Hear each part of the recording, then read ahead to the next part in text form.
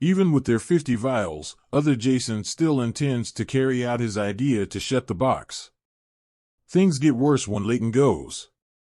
Charlie is allergic to nuts, so when Jason picks him up afterward outside the skate park, he regrettably feeds him peanut ice cream.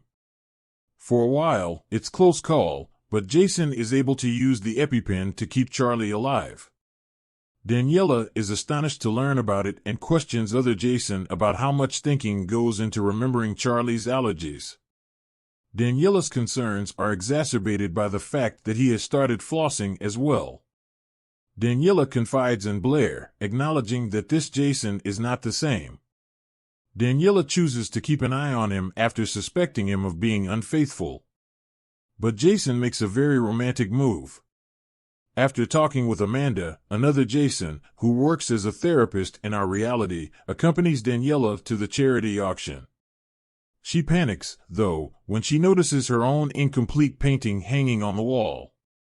Daniela feels ashamed as none of this is her. Different just in time for Daniela to hop in her car and pursue him, Jason drops her off at home.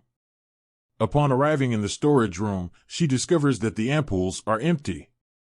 Daniela visits Ryan since she doesn't know where else to look, and she asks him to investigate the substance based on the little sample she has.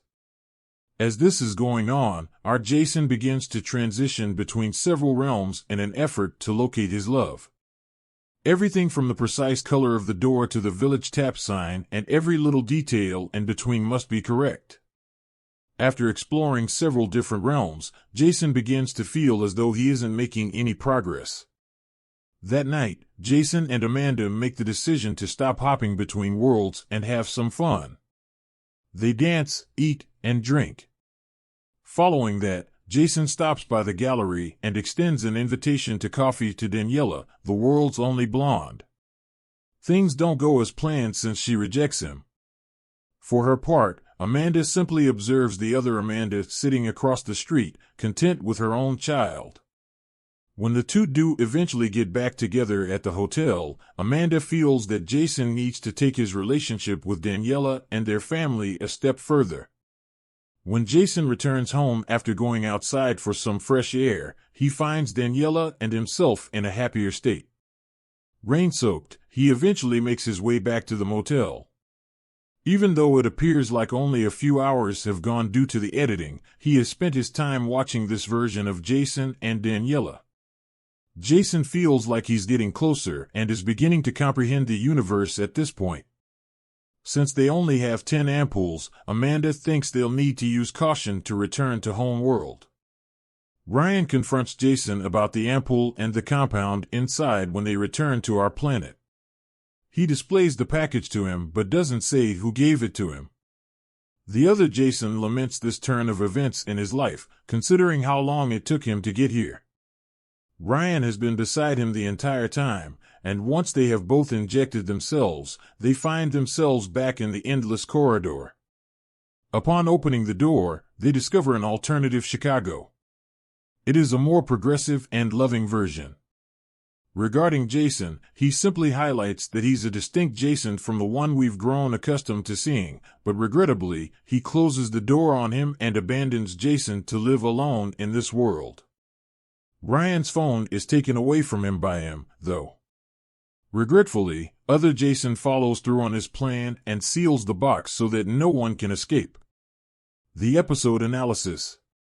What first made the book so alluring and exciting is being abandoned by dark matter, which has essentially decided to take the plot in a different route. It is quite unfortunate, as the show's tempo is inconsistent.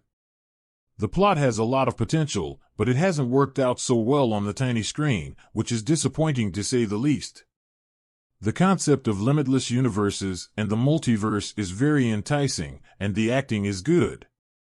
All things considered, this has been a rather lackluster sci-fi endeavor. Whether the program can pick it up for the remainder of this season is yet to be seen. Arrangement. Daniela begins painting in the first scene of Dark Matter Episode 6. She is inspired to leave the gallery and pursue painting full-time by masked Jason's shows. Layton's investment has given them a substantial amount of money. Before returning and spotting Layton beside the box, the other Jason leaves Charlie off at the skate park. Other Jason still wants to carry out his plan to seal the box even though they have their 50 vials. The situation worsens when Layton leaves. Charlie has a nut allergy, so when Jason takes him up behind the skate park, he regrettably serves him peanut ice cream. Jason eventually uses the EpiPen to save Charlie's life, although it's close call for a long. Daniela is taken aback upon learning about it, particularly when she challenges other Jason and the amount of thinking that goes into recalling Charlie's allergy history. Daniela's concerns are exacerbated by the fact that he is also flossing at the moment. Daniela confides in Blair about her worries, realizing that this Jason is not the same. After deciding to keep an eye on him, Daniela suspects that he might be cheating. Jason does make a very sweet gesture, though. Once other Jason speaks with Amanda, a therapist in our reality, he brings Daniela to the charity auction. When her own incomplete picture is up on the wall, though, she becomes extremely alarmed. Because none of this is Daniela, she feels embarrassed. Daniela quickly gets into her car and follows Jason after he lets her off at her house. She finds empty ampoules when she arrives at the storage area. Daniela walks in to visit Ryan as she doesn't know where else to go and asks him to investigate the matter based on the limited sample she has. Determined to find his sweetheart, our Jason begins to shift between universes in the meantime. It's imperative that even the smallest aspects, such as choosing the appropriate door color or the village tap signage, are precise. Jason begins to feel hopeless that he isn't making any progress as they navigate through other realms. That evening, Jason and Amanda make the decision to stop blowing off steam and go out. While they dance, they eat and drink. The blonde Daniela gets invited out for coffee by Jason when he shows up at the gallery. Everything goes wrong because she turns him down. While Amanda sees the other Amanda sitting across the street, happily interacting with her own child, she does nothing else. At some point, the two meet again at the hotel, and Amanda feels that Jason should think more deeply about Daniela and their family, as well as about his life in general. Upon returning home after taking a breather, Jason finds himself and Daniela in a happier state. At last, drenched from the rain, he returns to the motel. The editing makes it seem as though only a few hours have gone, yet he has spent his time watching this version of Jason and Daniela. At this point, Jason feels that he is getting closer to understanding the world. However, Amanda feels that they must use their limited supply of 10 ampoules wisely if they are to return to their world. Ryan questions Jason about the ampoule and the substance within when they return to our reality. Though he shows him the box, he doesn't say who handed it over. Since it took him so long to get here, another Jason laments how his life has turned out. After they both inject themselves, Ryan stays by his side the entire time, and they eventually find themselves back in the endless corridor. A distinct Chicago is revealed to them both when they open the door. This version is more compassionate and forward-thinking. About Jason, he essentially states that he is not the Jason we have become accustomed to, closes the door on him, and abandons Jason to live alone in this world. On the other hand, he does take Ryan's phone away. Regretfully, other Jason proceeds with his scheme and seals the box so that no one can escape. Review of the episode.